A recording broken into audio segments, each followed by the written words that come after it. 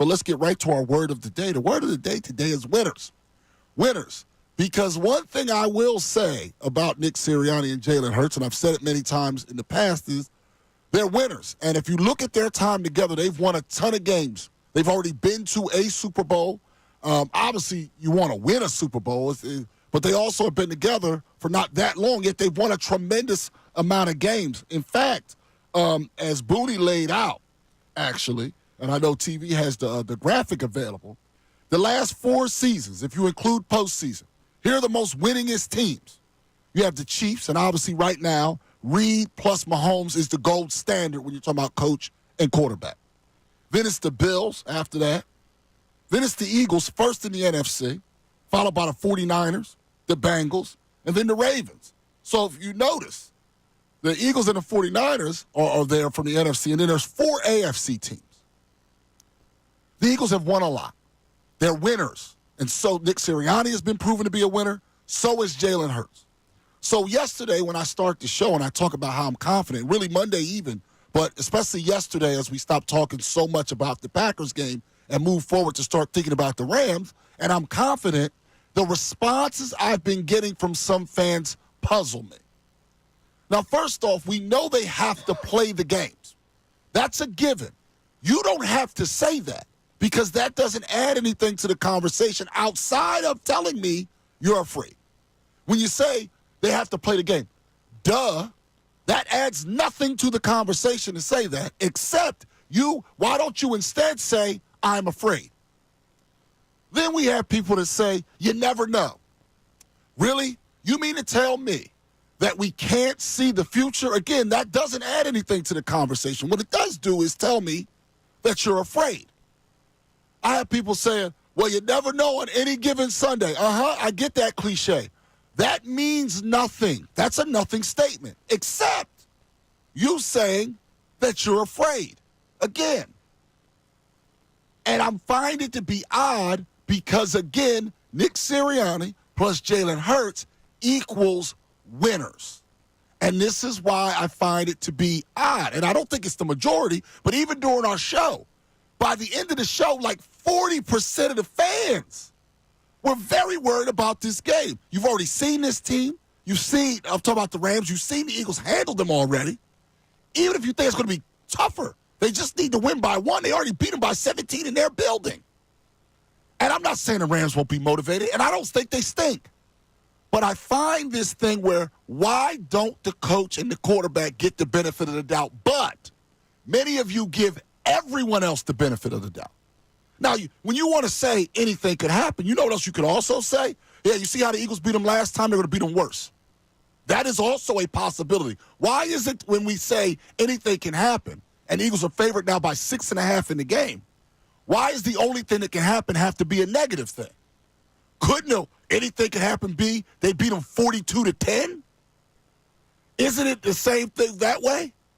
Why hasn't this coach and this quarterback earned the benefit of the doubt based on their resume for there to be, I'm not saying blind faith, I'm saying faith. I'm saying belief. I'm saying there is no need for anyone to go on social media and type, well, you never know. Just type, I'm afraid. I don't understand. You don't need to do it. So, Ricky Bo, you played at the highest of levels. You knew teammates that you could rely on. You knew managers you could rely on, coaches, and you knew ones you couldn't. If you, unfortunately, your career, you never had a manager or teammates that won as much as Sirianni and Jalen Hurts did. It would have been great if you did. Where is this disconnect as we get closer to the game where people need to come to us on our social media pages and stuff and say things that basically only mean, I'm afraid. Because they are afraid. Think about this for a second. They have this vision of this team going to the Super Bowl and being in the Super Bowl. And deep down in their hearts, they know that can happen and should happen where they are right now. But what they like to think is, I'm going to put the negative out there. Why? Because I'm not going to get hurt if something does go wrong. I'm going to be the one that said that negative. I'm going to be the one that I knew this would happen or I knew that would happen. It's almost like a hot take when you really think about it. You know, when you have to look at things in two different measures when you're going up against another team. Look at it from the Rams fans. What are they thinking right now? Oh, man, we got to go into, and this is all true. We got to go into Philadelphia against one of the best teams in the NFC. We got to go into Philadelphia against the best defense in the NFC. We have to go into Philadelphia in the cold and possible rain. We have to do all this, and somehow we have to erase a 17-point loss that we had at home in a dome in perfect conditions. They cannot feel comfortable about what's going on with their team, but when I think about what they're saying, it's the truth. They don't want to come in here and have to play. That's what Eagles fans should be thinking. They should look at their own team and say, we have a great team. We should get on that field. We should kick their asses all over the place, is the way the Eagles fans should be thinking. Is there a good explanation as to why people do this? I think it's just flat out, they don't want their feelings hurt if something goes wrong. And I'm going to tell you, for the Eagles to lose, something's going to have to go terribly wrong. And what I mean by that is multiple turnovers that turn into touchdowns. That's number one. An injury or something like that that's unforeseen. This team is good, and you have to start believing. I mean, we have had this problem since when? Week 5.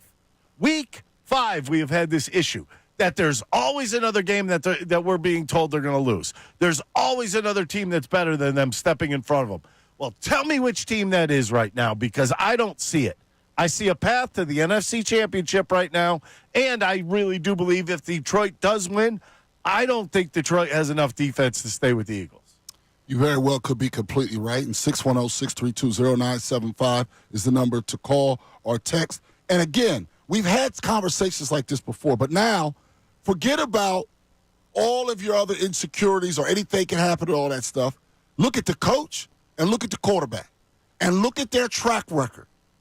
Why can't you relax a little bit and trust that track record rather than have your usual fears? Because when a guy has been proven to be a winner, and both of these guys have been proven to be winners, our word of the day, why don't we get that buy-in? Hey, everybody, thanks for watching our YouTube. If you want to help us out, go ahead and like and subscribe for us.